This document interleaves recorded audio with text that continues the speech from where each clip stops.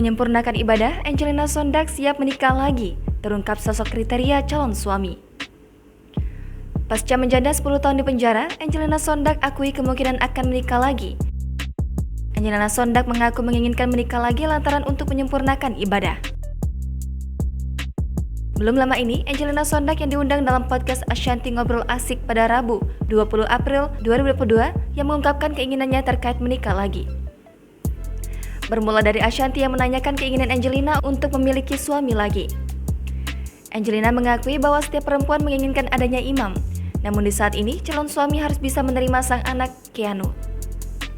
Namun untuk saat ini, Angelina mengaku belum saatnya mencari calon suami.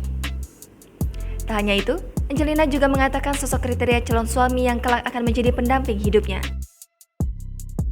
Angelina melanjutkan jika ia menikah kelak yang diharapkan bisa menyempurnakan ibadah dan tak saling membebani satu sama lain. Diketahui, Angelina Sondag kini telah bebas setelah 10 tahun menjalani hukuman penjara atas kasus korupsi.